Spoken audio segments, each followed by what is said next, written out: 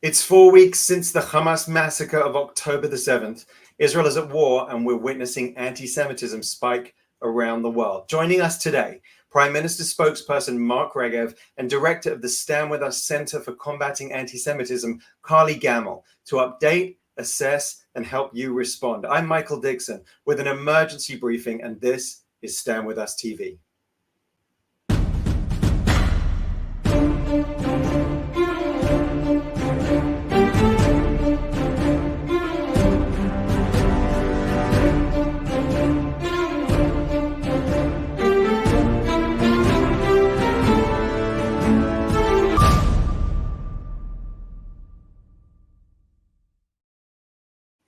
Shalom, we're coming to you live from Israel at war. How are you? That's a loaded question at this time. If you're Jewish, Israeli, or hold Israel in your heart, it will be a question almost impossible to answer. Worried about the 239 Israeli hostages in Gaza, anxious about the safety of our troops, outraged at global anti-Semitism, and angry, so angry at the massacre that began all of this. But I hope also determined, strong, resilient, and hopeful. We've been through some horrible things, both here in Israel and around the world, but we've also seen unprecedented unity among Israel's allies, and we will need that unity as we face what we hope will be a better and more secure future together. Tonight's briefing will cover all of those possible emotional answers to that question of how are you? We'll report from the scene of the Hamas massacre. We'll assess the current state of play in the war with Hamas. We'll look at the fallout around the world, and we'll empower you with ways to make a difference. So stay with us. In a moment, we'll go live to the senior advisor to the Prime Minister. But first, our Stand With Us team went to view the site of the Hamas massacre for ourselves. We headed north and were given permission to enter and film in a closed military zone by the Israeli Defense Forces and the Ministry of Foreign Affairs. We drove towards Kfar Aza, 3 miles east of Gaza, where Hamas terrorists infiltrated and murdered 15% of the community. But the area had come under sustained rocket fire, so instead, under IDF advice, we headed further south to Kibbutz Be'eri. Until October the 7th, Be'eri was known for its lush nature, thriving industry, and a warm community that was founded before the re-establishment of the State of Israel. But on October the 7th, Hamas terrorists infiltrated the village and went house to house, torturing and murdering residents in the most brutal ways imaginable. They held 50 residents at gunpoint in the dining hall and blew others up in their safe rooms. We went to bear witness. There was an air of death and destruction there that was beyond belief. We're not showing the most violent images, but some scenes and descriptions may be disturbing.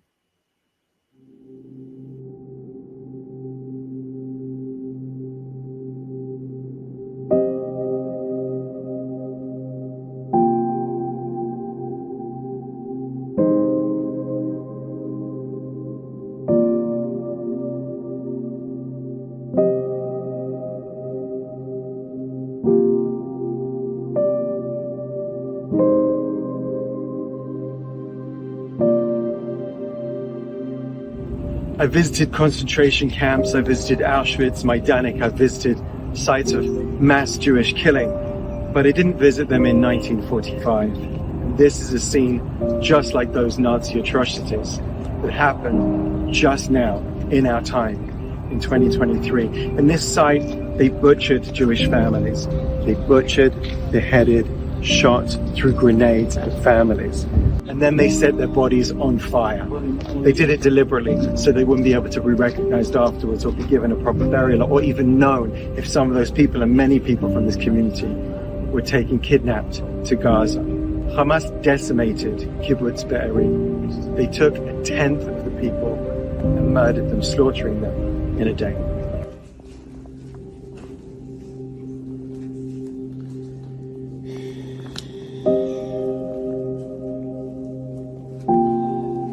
They stormed into this house and slaughtered a family. What you're seeing on the floor here is dry blood, but it's also burned blood because then they set them on fire.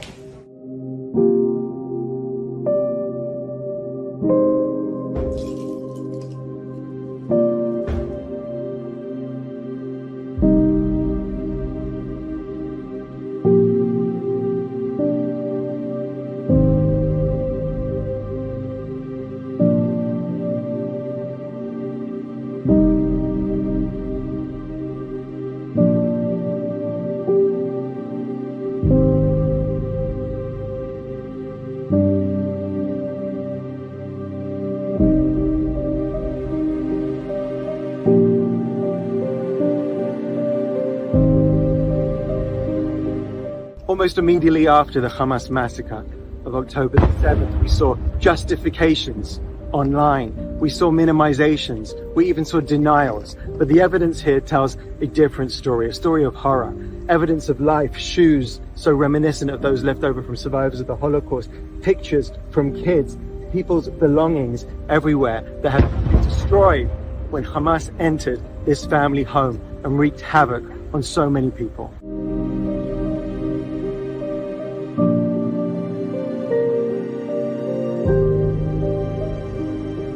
Colonel Golan Bach is with me here in Kibbutz Be'eri. Colonel, you arrived here on the day. Tell us what you saw. What I saw here is devastation. At the beginning, we saw only the devastation. We saw houses burning with people inside. There was still terrorists here. There was still a fight between our soldiers and the squads of the terrorists that were hiding between the bushes and inside the houses. They lit on fire most of the houses that they couldn't penetrate to the safe room. So what we saw is a burned kibbutz with many terrorists, with a lot of soldiers that are fighting them. And we had a mission, beside of course fighting the terrorists, to rescue mainly the dead casualty, the dead people of us. Tell us about some of the scenes you saw, because we've heard about some of this unbearable cruelty. So as you know, I've been in many places, many events, many disasters in the past. I've been in Haiti 2010, the Philippines 2013, Mexico, Honduras, Albania. I've been in South Lebanon. Search and rescue. I've been in Surfside 2.5 years ago. But what we saw here is not only the amount of bodies. So many people, just in Be'eri, 10% of the residents were massacred. Kibbutz Be'eri consists of more than 1,000 residents, and 100 were murdered here. Decimated. Yeah. So first of all, it's the amount. It's a number of the casualties. The second is the conditions or the situations. The way they killed them. It was not only a bullet in the head, it was much worse. I will not go into details with your permission, but I will just say that the pogroms in Hebron in 1929, some of the Nazis' methodologies, or the way they killed people, the way they caused them suffer, were exactly here. Each one of the houses, just to remind you, just to mention that this house in Be'eri, at the beginning I found only five people murdered outside. Inside the house there were 14 people, among them 8 children, handcuffed and burned. In this corner of this living room. What is the situation now for a community like this? For the community, it will take time, because first they need us, the IDF, the State of Israel, to set things right. Everybody are waiting for us, for the IDF, to ensure that there will be no threat to any Jew in any place right now in the South in the next 100 years.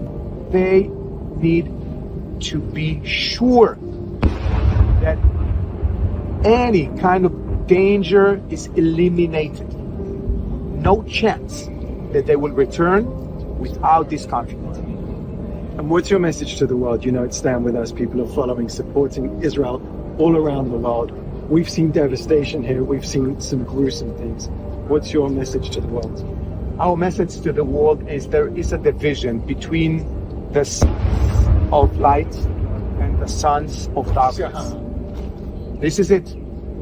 I expect those who see themselves as the sons of light to join Israel, to support the IDF, to support all kind of organization who supports Israel, such as Stand With Us, and be with us, because it's going to take time. Difficult problems needs time to be solved. Stay with us all along the way. I can promise you we will never let these stories not be told. We will shine a light on what's happened here. And we thank you and all your men and women that are doing an amazing job. Thank you.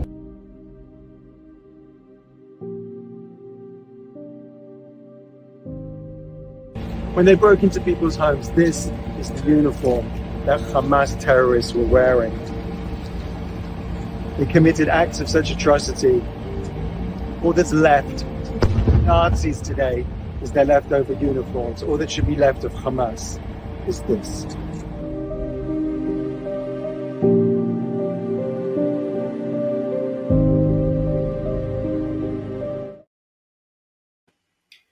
Yehi Zichron Baruch, may their memories be a blessing. And these are images that will be forever imprinted on my mind. And we'll show you another photo now. This is a Stand With Us tote bag. We give these bags out with educational materials to groups that we engage with. And the bag was found, I don't know if we can see that photo now, but the bag was found on the floor of one of the homes invaded by Hamas terrorists in Kibbutz Be'eri. 2 weeks prior, Stand With Us had run educational programming at the local school in the area. And we can only pray that the child who received this bag from our team was not kidnapped or killed. There was also a ray of light at the end of our visit, and that was the goodness of ordinary people there to help those defending our freedom.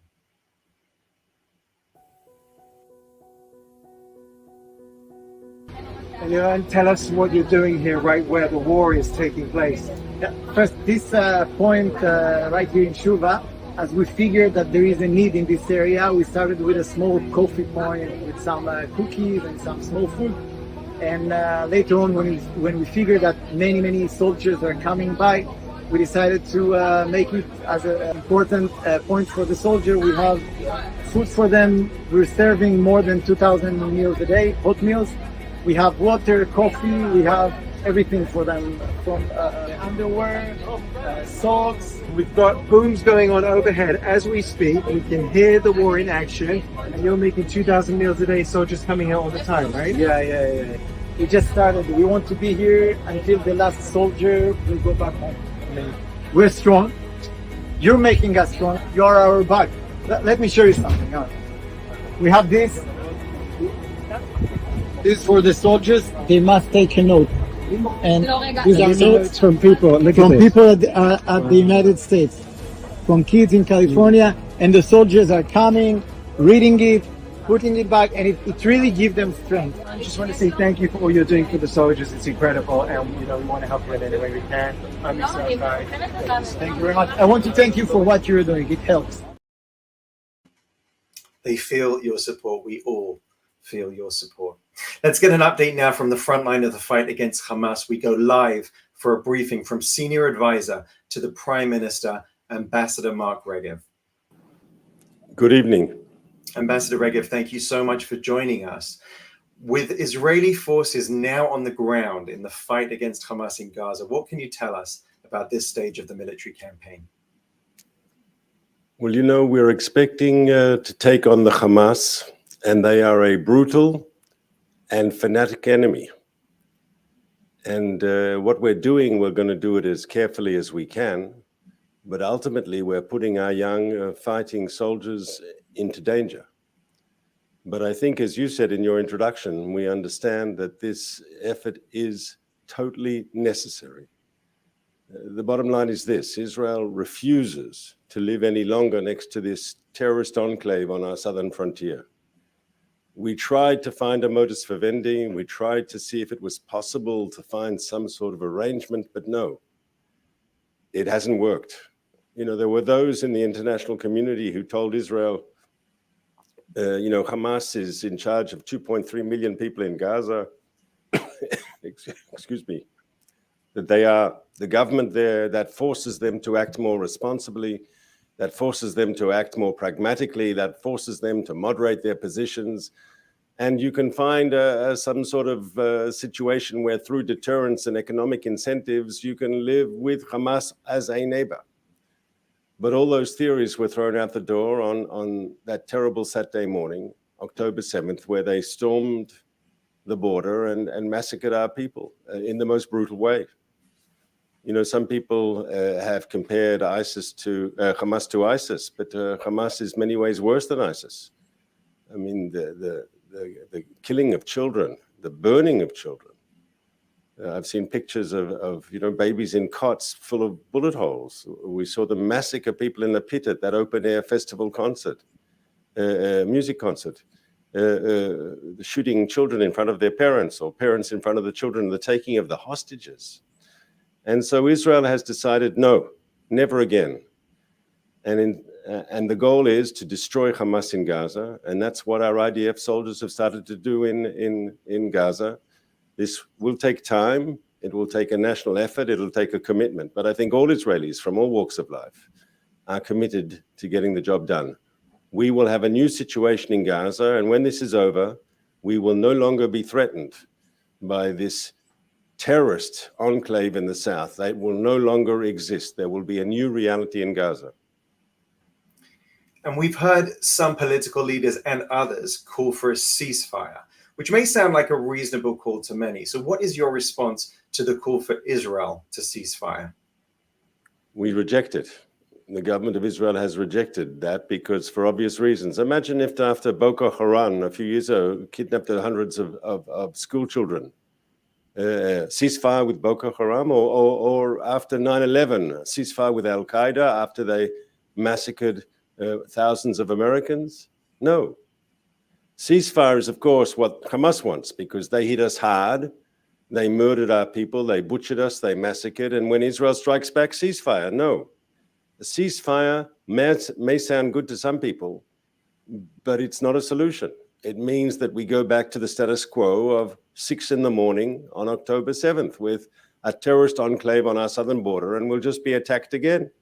No, we want a change in reality. We don't want to return to the previous status quo. We want a new reality in Gaza.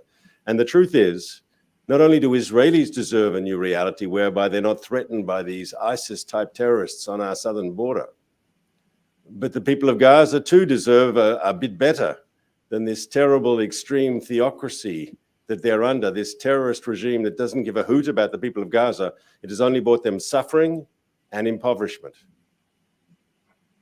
We've seen you across the airwaves from network to network, and one of the questions you often get asked is about humanitarian aid and also about civilian casualties. What's your response when faced with those questions from media about the amount of civilian casualties and also about the lack of humanitarian aid? So Israel is doing two things at the same time. Number one, we are going to crush and destroy Hamas as a military machine and as a political structure. And at the same time, we're trying to make a maximum effort to keep the number of civilian casualties as low as possible. Now, as obviously, we can't promise that there'll be no civilian casualties. There hasn't been a war in recent history where there hasn't been civilian casualties. But by asking people to move to the south, and hundreds of thousands have done so, they're going to be out of the most heavy fighting, which will take place in the north, and their lives hopefully will be saved. And it's very interesting because while Israel is making an effort to see civilians move out of combat zones, Hamas says to them, don't leave. Hamas has actually established roadblocks with armed Hamas fighters to stop them leaving, because Hamas says we have to fight to the very last Gazan civilian. We will sacrifice them all for our crazy, extreme ideology. And it's very interesting. In normal countries, you have a military to protect the civilians. Hamas flips that. It inverts it. It says we have civilians to protect our military. And they use Gaza's civilian population as a human shield for their terrorist war machine. You know, the IDF 2 days ago exposed evidence that I knew about before, but they exposed it publicly, that in Shifa Hospital, which is the largest hospital in the Gaza Strip, so there's a hospital above ground, and below the hospital, there is a Hamas command center. And we had direct information that on the day of the attack, the terrible massacre of October 7th, scores of Hamas activists, terrorists, flocked to the hospitals because underneath the hospital, there are a series of bunkers where they can hide out because they know the Israelis will not blow up the hospital. You know, they're committing a double war crime, according to international law, because on one hand, of course, they're targeting Israeli civilians, which is a war crime, according to all the rules of war.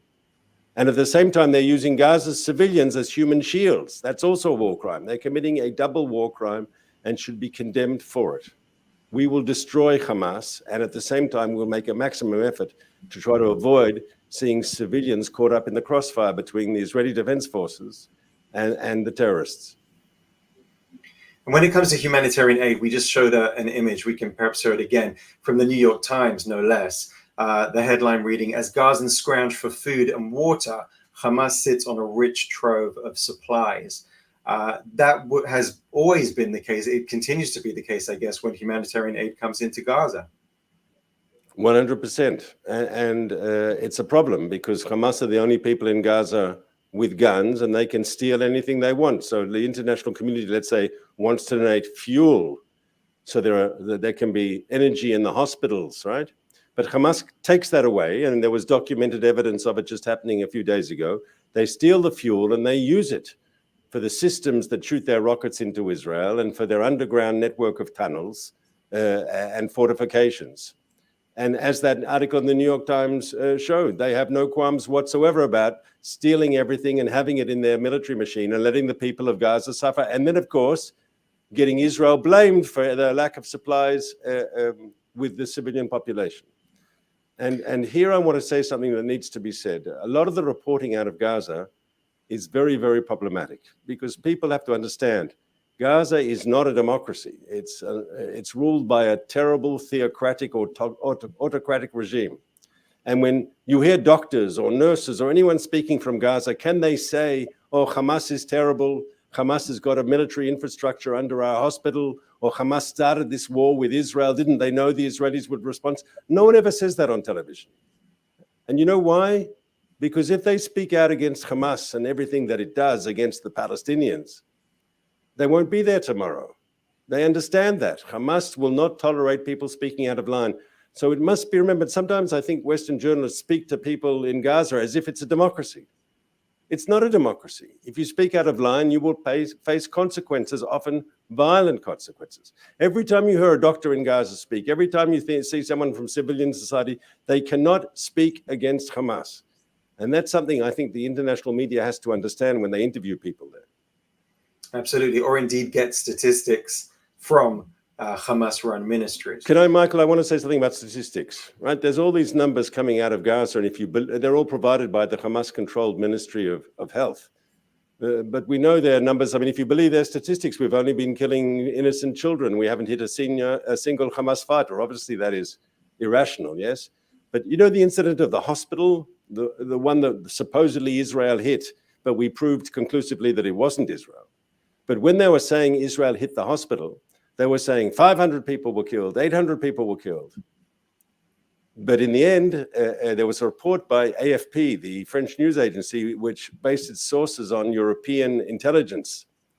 And they said maybe 50 people were killed in that bombing, which in the end was, of course, a missile of Islamic Jihad that malfunctioned and fell short, and instead of hitting Israel, landed and killed people outside the hospital.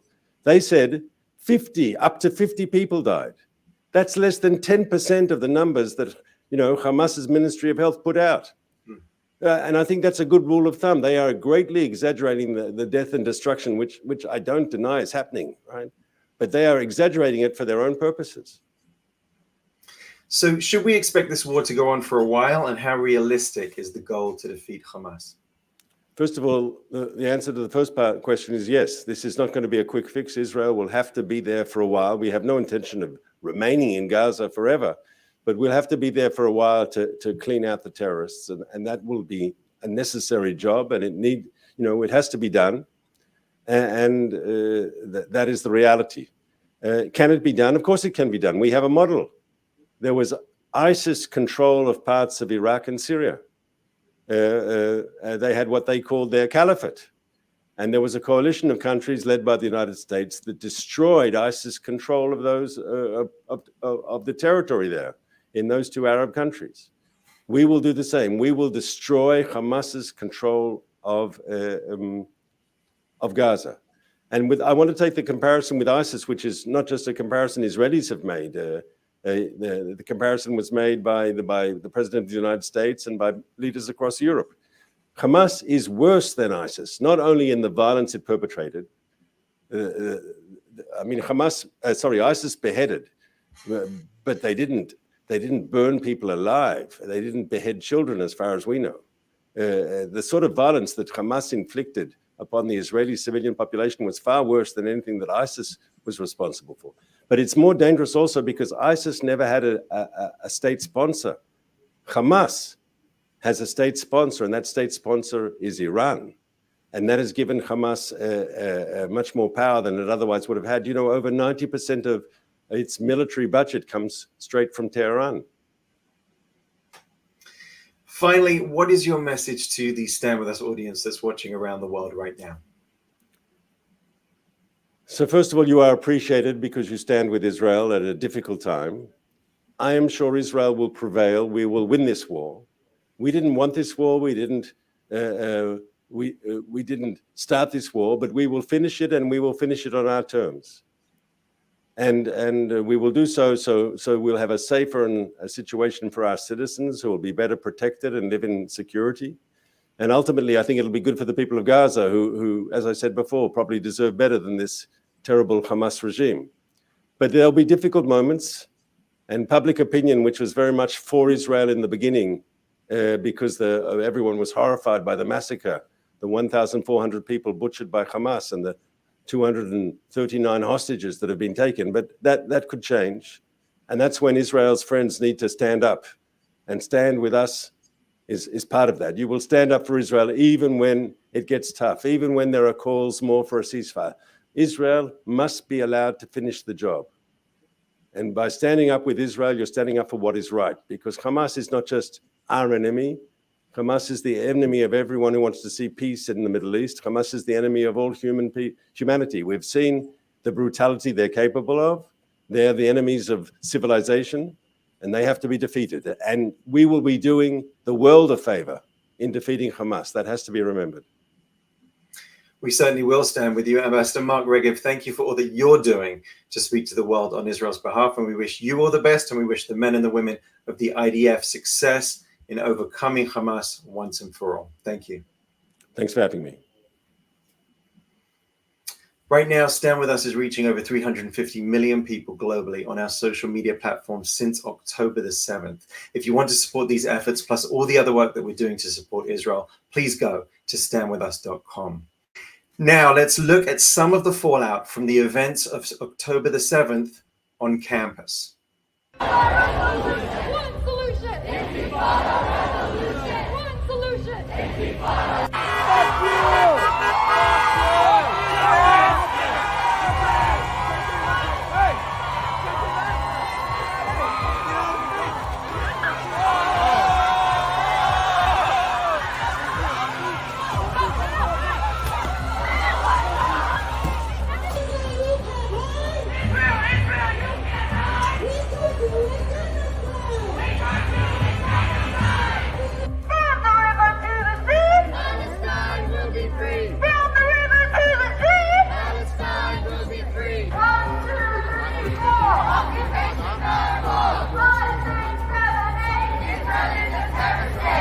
Israel is worse than Nazi Germany. How dare you say that? How dare you say that?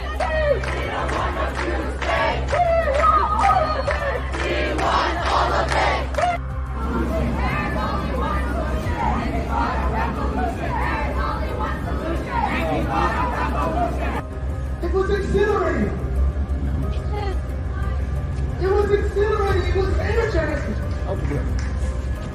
If they weren't exhilarated by this challenge to the monopoly of violence, by this shifting of the balance of power, then they would not be human. I was exhilarated. Calls for genocide and professors praising the actions of Hamas on October the 7th. Joining me to discuss this is the director of the Stand With Us Center for Combating Anti-Semitism, Carly Gamel. Carly, thank you so much for being with us. Thanks for having me, Michael.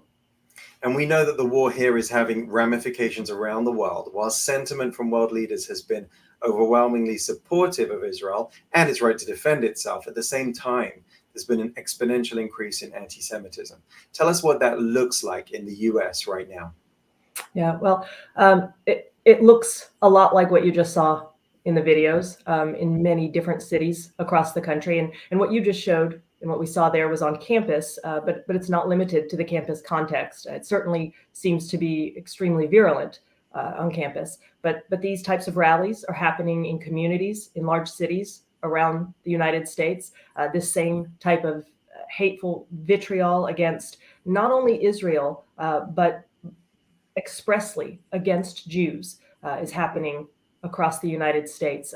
We're seeing vandalism on a scale that we haven't seen before, and we're seeing home invasions, right, where simultaneously the message "Free Palestine" and "Kill Jews" is being put forth. So it's very clear in the United States that what's happening in Israel is not merely a political situation here, right? It's very much an identity-based attack against Jews around the country. And we're getting many approaches from students. Let's talk about the campus context for just a moment. Campus has been a hotbed for fomenting hate in the wake of October the 7th. Can you share a bit about what we're hearing?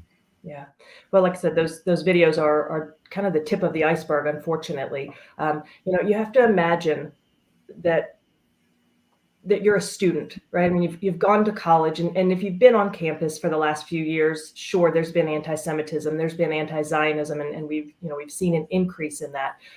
Nothing on the scale that we're seeing today, though, and it's coming from all quarters. It starts with administrative either silence or attempts somehow to equivocate, to draw some moral equivalence between Hamas and Israel, which we know just simply doesn't exist and is a fallacy. But these students are looking to their administrators for support, for why can't you condemn unequivocally the atrocities of Hamas? It doesn't require you in any way to compromise whatever political beliefs you may hold, and yet so many administrators refuse to do so, whether that's out of fear, out of cowardice, out of actual support for Hamas. It could be any of those things. But what it does is it leaves students feeling completely isolated on campus. But that's just from the administration. And then you have professors, faculty, lecturers, who are bringing this into the classroom. We actually have been dealing with a situation at a university in California where a lecturer asked the class, and in a classroom setting, again, I want to emphasize that, right? This is where education is supposed to be taking place, right? Not indoctrination. And ask the class if anyone in the class was Jewish or Israeli to identify themselves.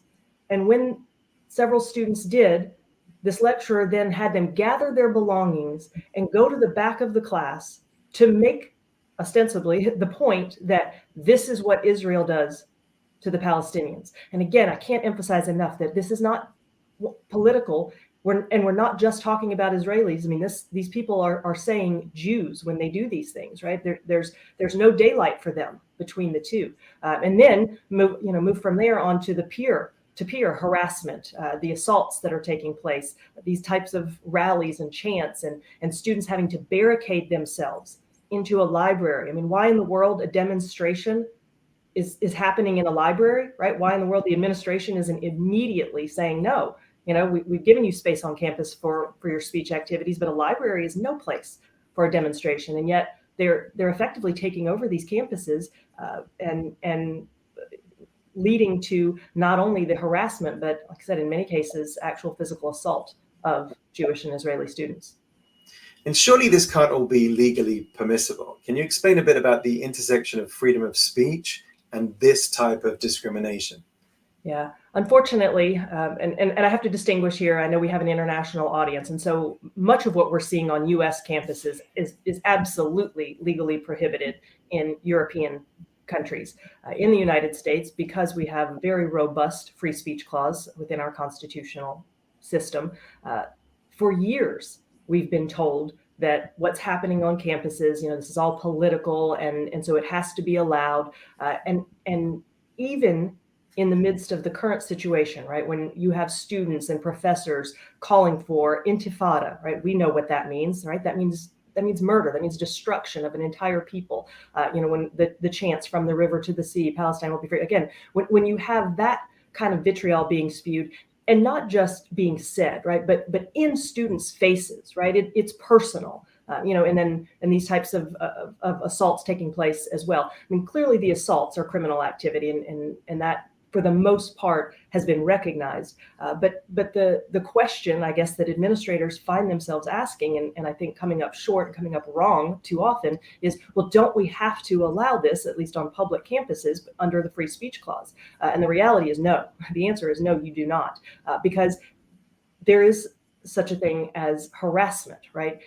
Not all speech is protected, and not all speech is protected under all circumstances, right? And so even verbal speech can cross a line and become unlawful harassment. And every institution in the United States that receives federal funding has an obligation under federal non-discrimination laws, in particular Title VI of the 1964 Civil Rights Act. They have an obligation, those administrations, to ensure that students have a discriminatory-free environment, right? That there is not a hostile anti-Semitic environment. There's no question that what's happening on these campuses is a hostile environment for Jewish and Israeli students.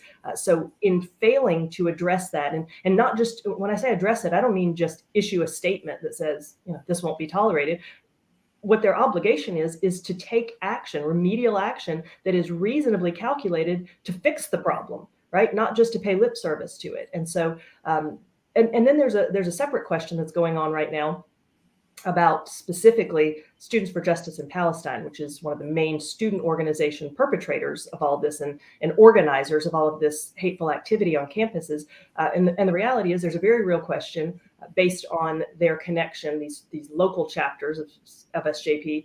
They have a connection under an umbrella organization, which is the national SJP organization, and they're really kind of orchestrating all of this. And so the question is, based on some of the literature they've put out and some of the claims they've made about themselves, are they in fact providing material aid to terrorism? And so, for example, one of the things that we've seen is in the state of Florida, the governor has indicated that SJP must be disbanded on all campuses. There aren't that many of them in Florida, but the ones that do exist are now being required to be disbanded because of the connection to national SJP and the support for terrorism. So with the situation being what it is, and it is alarming, and students are fearful, I give that example to say there are some rays of light. There are some areas in which we are seeing leadership that is taking the right stand, is making it very clear from their perspective what is right, what is wrong, and are really, they're taking action to try to ensure that this cannot be repeated. So it's not all bad news. It is something, though, that is a reactive, kind of reactionary process, and it'll take some time to see, where we end up there. And I know that that's something that you and the Stand With Us team do very well, hold the university administration's feet to the fire when it comes to these kind of issues, that they have a duty of care towards their Jewish students. And that goes not just for the US, but all around the world. Clearly, the situation is tense and Jewish students are feeling the anxiety and fear. So what are we doing then to address the situation, and what can others do? Let's empower people. What can others do at this time when there's a swell of anti-Semitism? Yeah. Well, briefly, some of the things that we're doing, we are in contact with students across the country. We have fellows on campuses, and our campus staff is working day and night to make sure that they have the support that they need. To the extent that there are incidents involving these students that need to be addressed, whether they need to be educational or actually require a legal response, the Side-Off Legal Department, in conjunction with my department, the Center for Combating Antisemitism, we are also working day and night to make sure that these students have the support. We are in communication with administrators across the country. We've sent out a couple of different letters, again, advising them of their responsibilities, really educating them, informing them about the background of this situation, what it is that's happening on their campuses, and what their obligations are in the wake of these things. And then we will very likely be taking more specific action on certain campuses that are the most hostile for these students. So again, all of those things are in the works. In terms of what others can do, I think there are a few things that are really crucial.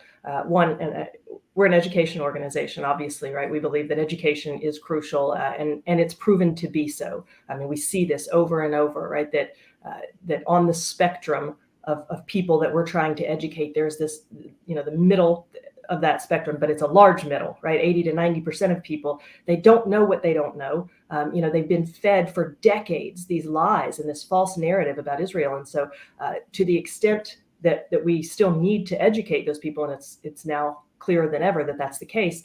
One of the things that other people can do is make sure that they are educated, that they themselves, those watching this program, make sure that you are educated.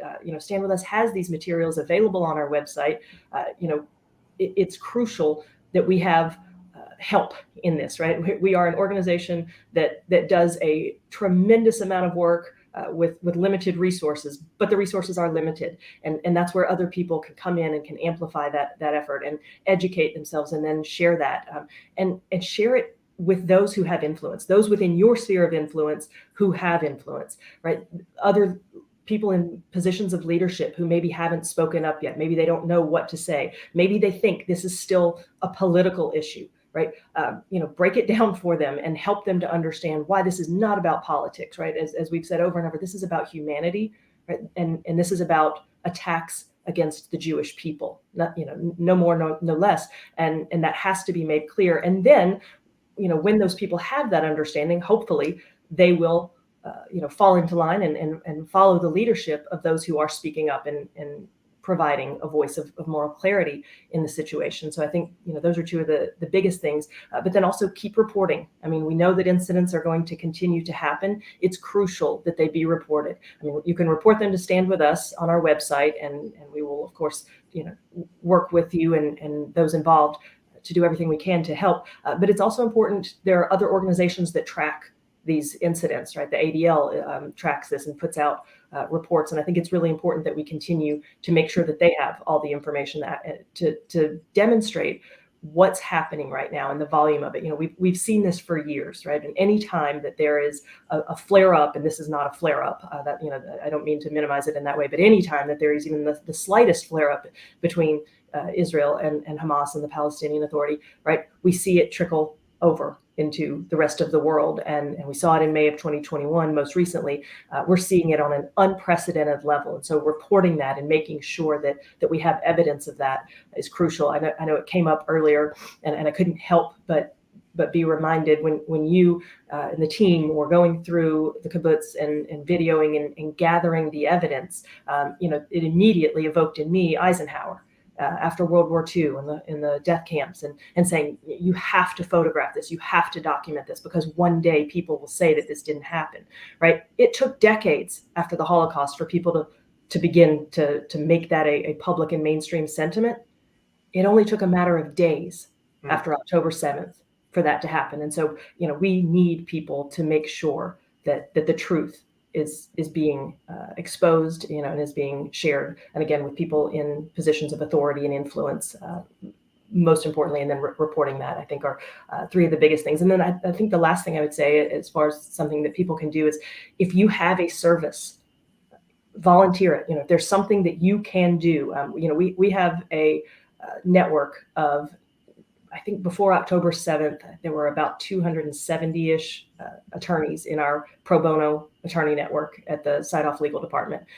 Just since October 7th, I think we're up to about 325, and we are utilizing the help of those attorneys in ways that we never thought we would have to, but we're so grateful to have. And so there are other things that, that people are kind of just showing up and saying, hey, I can offer this service, I can do this, how can I be of help? I think those things are immensely important, and for those things and I know the rest of the world who's on our side are so grateful for that.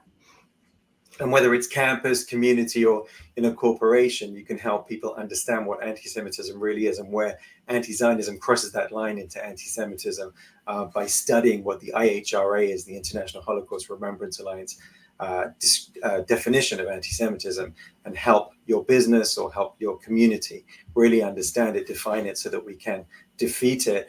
Carly, before I let you go, just any personal reflections you want to share with us about this time since that terrible day on October the 7th? Yeah, you know, the thing that I do want to say, just from a personal perspective, being someone who is from outside the Jewish community, and yet who loves Israel and loves the Jewish people, I hear the pain, I hear the fear of my Jewish friends, of my Jewish brothers and sisters around the world. If you're watching this and you are not Jewish, and you think there's nothing you can do, there's nothing you should do, nothing could be further from the truth. And I implore you to use your voice for right, and to support the Jewish people. They need this now more than ever, in little ways and in big ways, whatever it is that you can do. But I just implore you, don't do nothing. Be on the right side of history and stand with those who are hurting right now. And so there's so many things that we just mentioned that can be done. Do those things, but even just on a more personal level. If you have Jewish friends or neighbors, reach out, ask them how they're doing. It's a terrible question, perhaps, as Michael said in the introduction, in terms of knowing how to answer it. But just being there right now, I think is so crucially important. And so I am privileged to get to do what I do on a professional level, but it's also it's personal for me as well. And so I just really hope that others will take up that mantle as well. So I know it, and it means more than you know. So Carly Gamel, director of the Stand With Us Center for Combating Antisemitism, we appreciate you so much. Thank you so much for your work, and thank you for your solidarity. Thanks for having me. Of course, at this time, foremost in our minds are the 229 hostages, and of course, the men and women defending the state of Israel. Here's a quick message from one of our own, our outstanding director of tourism, Yoni Zirla. Hey everyone, hope you're all well. It's Yoni coming to you from the IDF reserves, where all around me are signs declaring Yachad Ninatzeach, together we will win. And I wanted to let you know that these are not empty words. This is not just some banner fluttering in the wind. These are the facts, and this is the reality. One of my favorite Jewish folktales is about a man who spends the high holidays in the middle of nowhere with a poor family in the hopes of meeting Elijah the prophet, only to discover that poor family thinks that he is Elijah the prophet. In each and every one of us, there is a bit of the redemption that Elijah symbolizes. Each and every one of us is a bit of a superhero. And that's what I've been seeing in my time in the reserves. We are blessed to be surrounded with family and with allies, Jewish and non-Jewish, who are supporting us, who are raising their voices for change, and who are out there making a difference.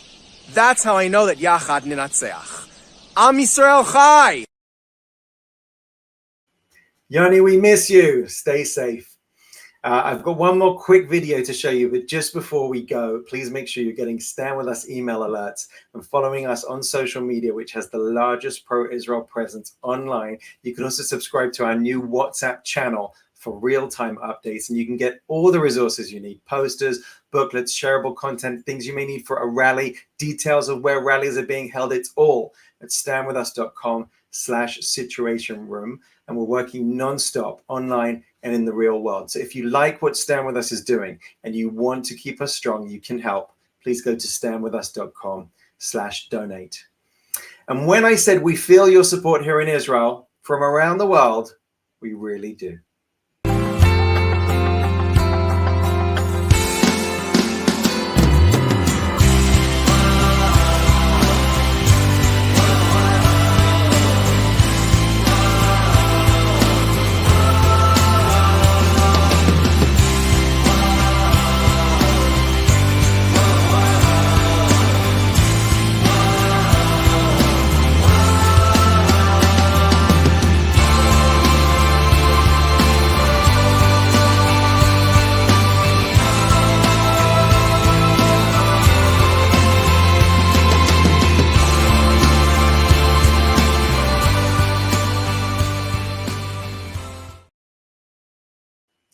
Keep raising your voice and keep standing with us. From here in Israel, I'm Yisrael.